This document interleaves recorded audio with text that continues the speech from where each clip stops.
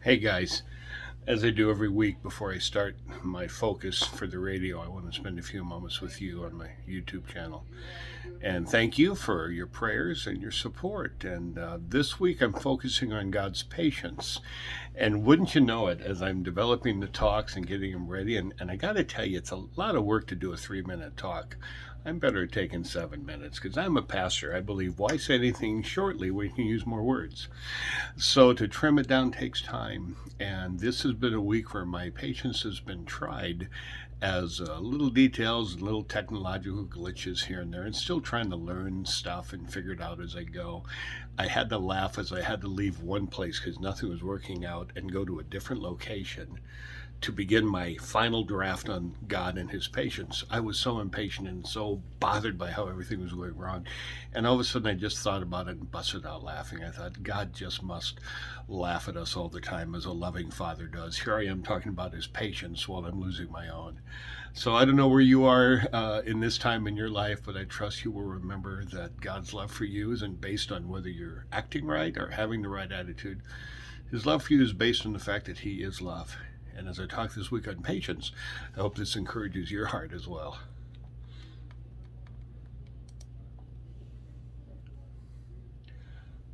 Hi, this is Pastor Dave. Welcome to Persistent Hope. We've been looking at the characteristics of God each week, focusing on an aspect of who God is. Remember, how you view God will affect how you view yourself. It will affect how you view other people. It will even affect how you view the world around you. God is so much more than we can even imagine. This week, I'm going to talk about God's patience. That's right, you heard me. I said the dirty word, patience. Are you like me? Do you struggle with patience? God doesn't. Moses, that great man of God, once asked God if he could see him.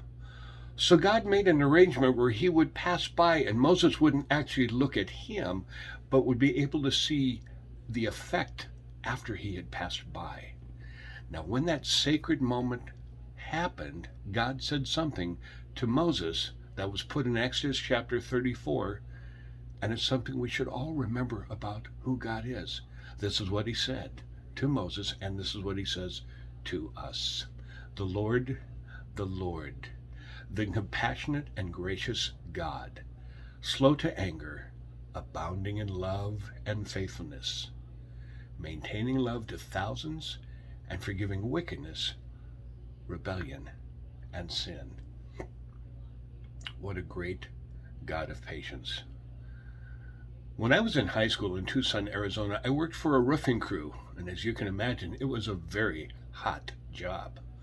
One time we were put in charge of putting special Spanish tiles on the roofs of new homes.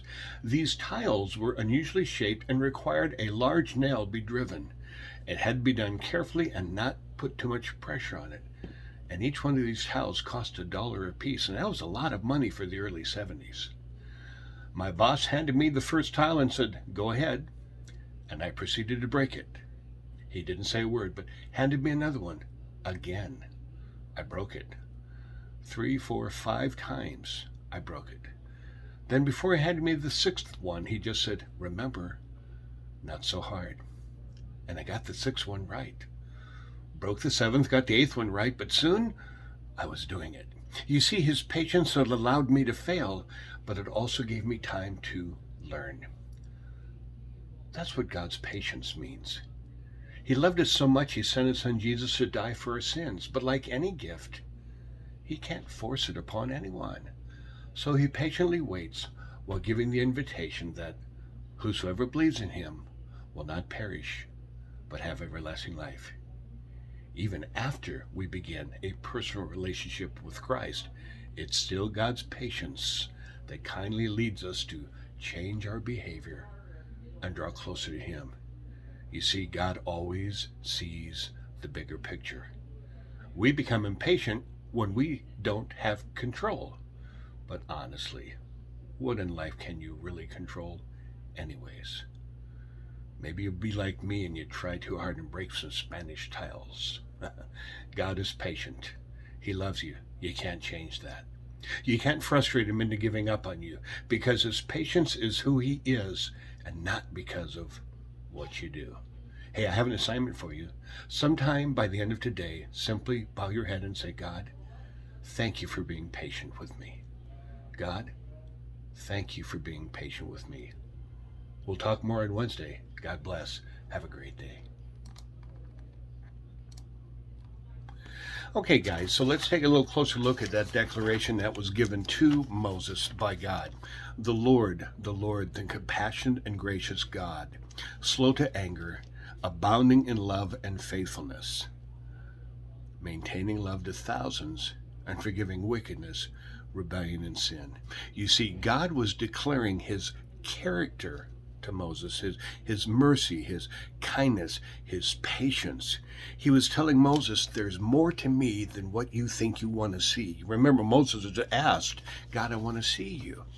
And as God passed by, and Moses in that cleft of the rock could only see the back of God as he went by, God was virtually saying to him, Moses, there is so much more to me than you'll be able to see. In Psalm 86:15, it says, but you, O Lord, are a compassionate and gracious God, slow to anger, abounding in love and faithfulness. Psalm 103, the Lord works righteousness and justice for all the oppressed. The Lord is compassionate and gracious, slow to anger, abounding in love. He does not treat us as our sins deserve, or repay us according to our iniquities. As far as the east is from the west, so far has he removed our transgressions from us. You see, God sees what we cannot see. He sees what Christ did for us, and we stand in the righteousness of Christ. Patience is simply the ability to see the bigger picture, to see things the way God sees them. Do you want to have eyes for the world around you the way God has eyes for the world around him? Pray for patience. Do you want to remember there's a bigger and better story than what you may be experiencing at that moment? Pray for patience. I know. The mythology says, oh, whatever you do, don't pray for patience. If you do, things will get hard. Guess what? Life is already hard. Why not pray for patience? That we will soon have the heart of Christ.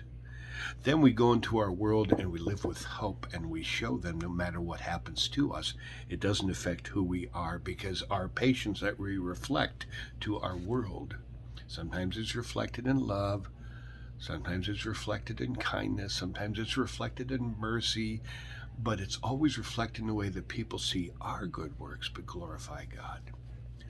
I challenge you this week to ask God to teach you patience. God bless. Talk to you on Wednesday.